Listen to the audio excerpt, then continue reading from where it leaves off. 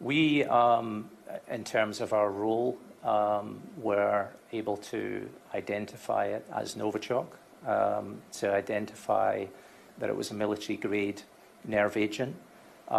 We have not verified the precise source, but we provided the scientific information to the government, who have then used a number of other sources to piece together the conclusions that they've come to. But you have not been able to establish at Porton Down that this was made in Russia? As I said, it's our job to provide, the scientific evidence that identifies what the particular nerve agent is. We identified that it was from this family and that it's a military-grade nerve agent, but it's not our job to then say where that actually was manufactured. Is it possible to establish where these things are manufactured? It can be established through a number of different input sources which the government has access to.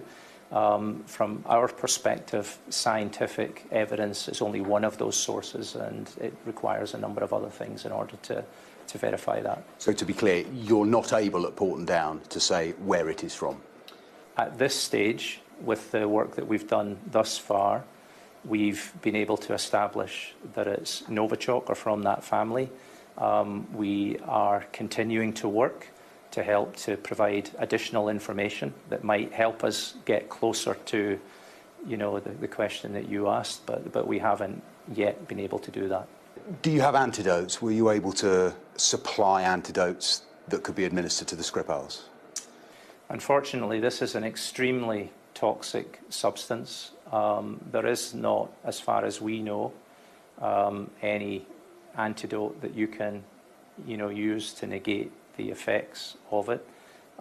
We can and we have advised the hospital and the medics on the best course of trying to mitigate against the effects, but this is an extremely toxic substance and not something that you can easily, give something to somebody to help them recover. What's your reaction to the suggestion that's come from the Russian side that this substance came from Porton Down?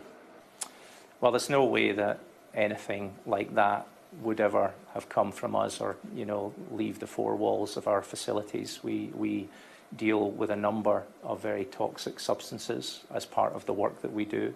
We've got the highest levels of security and controls. We are regularly audited by the OPCW to make sure that we're operating within those controls.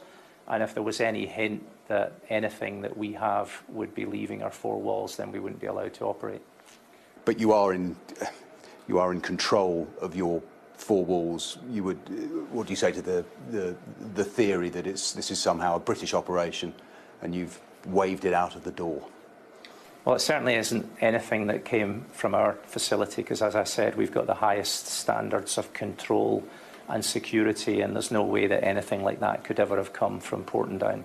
It's a military-grade nerve agent, which requires extremely sophisticated methods in order to create something that's probably only within the capabilities of a state actor.